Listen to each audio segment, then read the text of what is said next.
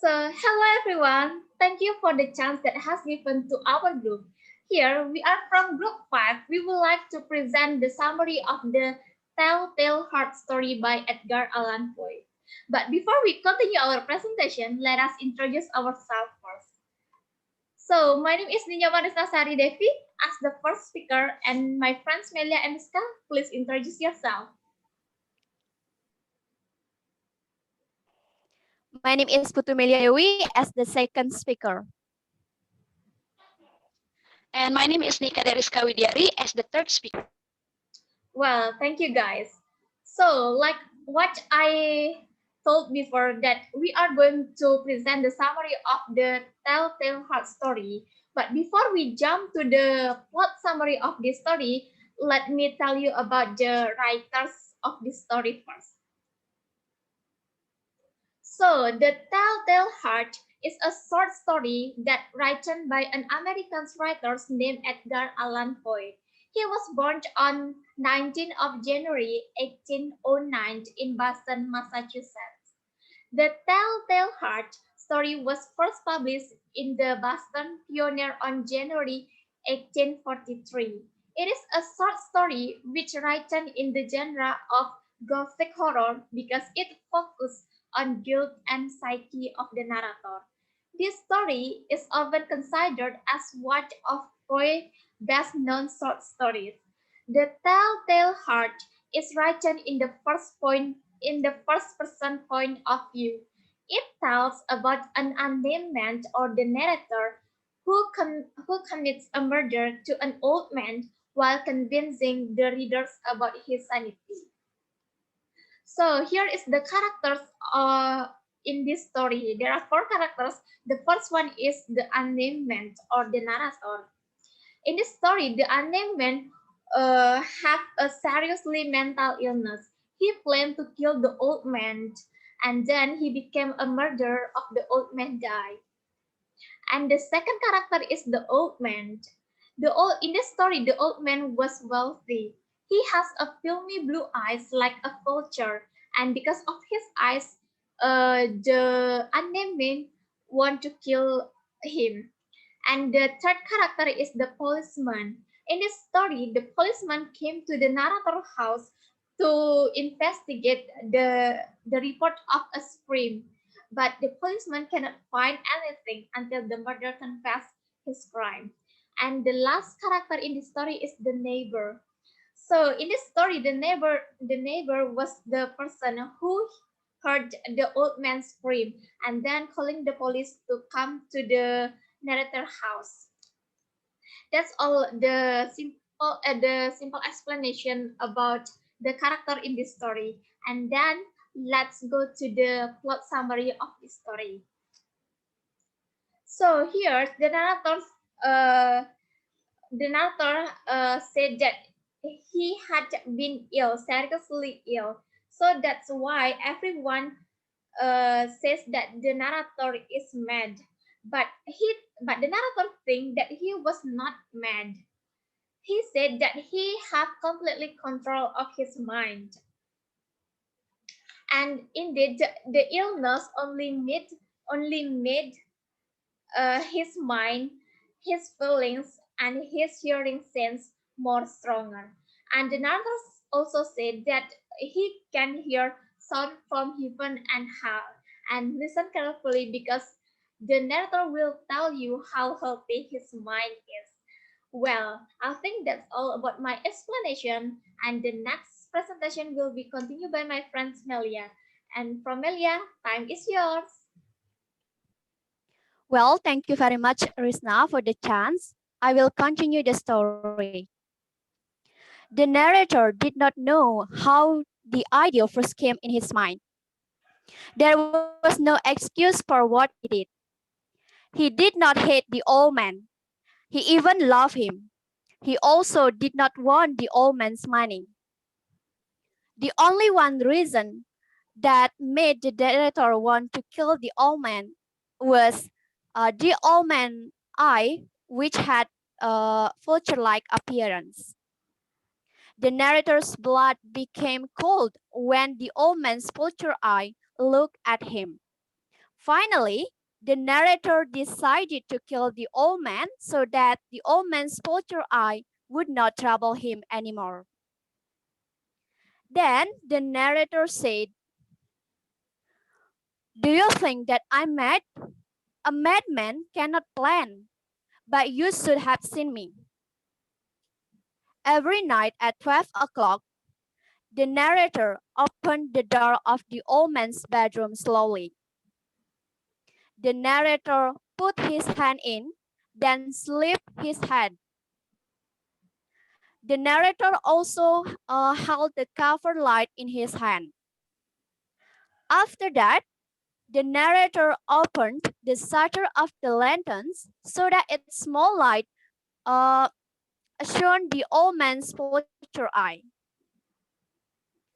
He did this at midnight for 7 nights. However, the narrator found that the old man's poacher eye was always closed every night. It made the narrator felt impossible to do the work, since it was not the old man that the narrator felt he had to kill, but it was the old man's poacher eye, his evil eye. Then, the next morning, the narrator went to the old man's bedroom. The narrator behaved friendly to the old man as if everything was normal, and the narrator also asked the old man how he had slept. The old man would not guess that the narrator was the person who looked at him as he slept every night just at midnight. On the eighth night, the narrator was particularly careful as he opened the door of the old man's bedroom. The narrator felt the extent of his own power and a sense of exhilaration at the thought that the old man was not dreaming that he was at his door and a full deed was afoot. Suddenly, the old man moved in his bed as if he was startled. But the narrator was not afraid, and the narrator knew uh, that the old man would not see the opening of the door because the old man's bedroom was black with the thick darkness.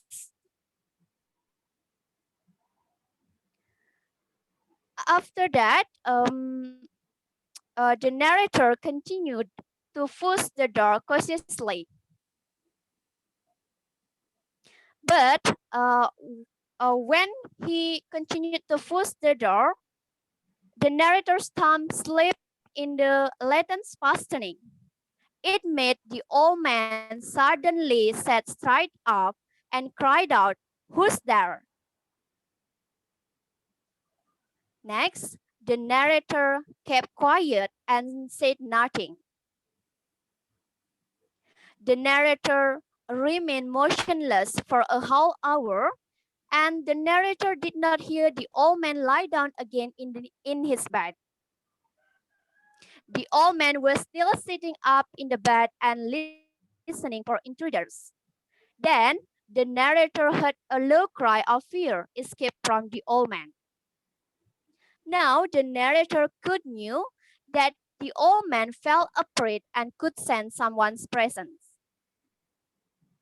The old man tried to comfort himself with some dispositions, but the old man had found all in vain.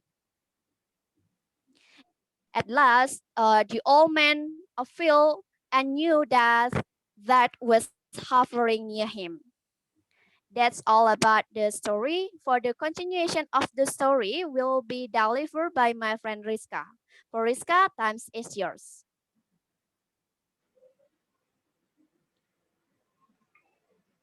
Well, thank you, Melia. So now I'm going to continue the story. After a while, the narrator started opening the lantern slowly until its light shone the old man's vulture eye, which was wide open. The narrator's anger was increased by the sight. Now the narrator could hear a dull speedy ticking, and it was the beating of the old man's heart. The narrator kept quiet, but the sound grew louder and louder.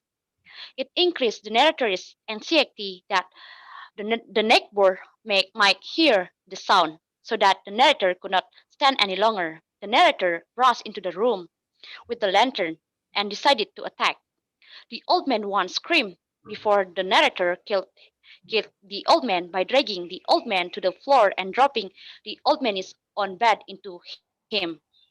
For some minutes, the old man's heart was still beating, but at last it was stopped and there was no sound. The old man was died, and there was no falter eye could bother the narrator.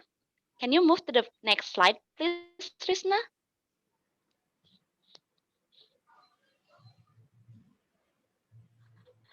Then the narrator hid every proof of his crime carefully. He dismembered the old man's dead body and put the pieces of the old man's dead body beneath the three floorboard in the bedroom. The narrator was also very careful not to leave even a drop of blood in the floor so that no human eye could detect it. Next, please. When the narrator finished hiding the proof of his crime, the clock showed 4 o'clock in the morning, and apparently three policemen came, and the narrator had no fear of the policeman's person at all.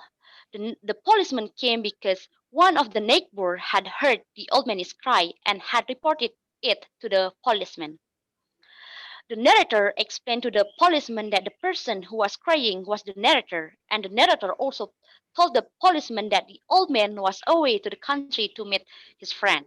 Next, please.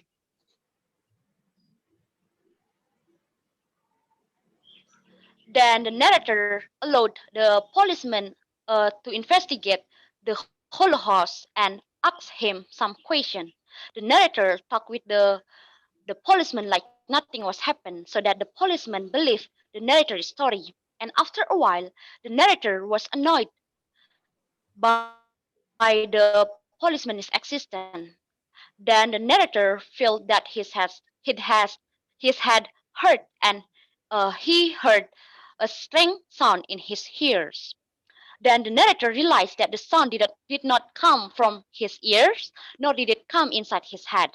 And to cover the sound, the narrator spoke very fast and loud. The narrator stood and walked briskly around the room. The narrator even pushed the chairs to make a noise so that those terrible sounds cannot be heard. But it was useless. The terrible sounds were even louder. Next, please. And then the three policemen acted like nothing was happened. They still sat, talked, and even smiled. Couldn't they hear those terrible sounds, or were they just pretending not to hear the sound? And then the narrator could not stand anymore. Finally, the narrator pointed at the board and told the policeman, "Yes, yes, I killed him. Pull up the board and you shall see. I killed him. But why does his heart not stop beating? Why does it not stop?" Okay, I think that's all about the story, and I will give it back to my friend Risna. Time is yours. Well, thank you, Rizka and Melia for your nice explanation. So we already finished our presentation about plot summary. So now we will go to the next part that you all are already waiting for. That was the discussion session time. So here we have a question. The first question is thinking about the story. After reading the story of the Telltale Heart, do you think that the narrator was insane? Please give evidence or reason to support your answer. And the next question is about understanding the plot. Why? The first question is why were the narrator's effort to kill the old man unsuccessful for the 7 nights? And the second question is during the week before the narrator killed the old man, why did the narrator behave more kindly and friendly to him every morning? And the third question is, why did the narrator kill the old man? And the fourth is, why did the narrator kill the old man in the story? And how did the narrator kill the old man in the story? And the next question is why did the narrator what did the narrator do to the old man's corpse? So I think that's all for me. And for the next question will be led by my friend Melia. So Melia, time is yours. Well, thank you, Risna. I will continue to read the questions about understanding the plot from the question number 6 until the question number 9. For the question number 6, why did the three police officers come to the old man's house? For the question number 7, how did the narrator react when the policeman first arrived at the door of the old man's house? The question number 8, what did the narrator do to cover the sound that he heard while talking with the policeman? And the last question about understanding the plot, what made the narrator confess his crime? That's all the questions about understanding the plot. For the next, I will read the questions related to the exploring themes of the story. The first question, what does the title of the story, The Telltale Heart, mean? For the second question, what are the major themes highlighted in the story, The Telltale Heart? That's all about the question related to the exploring of themes of the story. For the next questions about the figurative languages which used in the story will be read by my friend Rizka. For Rizka, times is yours. Well, thank you so much, Melia. So now I'm going to read the question about symbolism. The question is, there are two significant symbols in the story entitled the telltale heart. The symbol are the eye and the heart. What do these symbols represent? Next.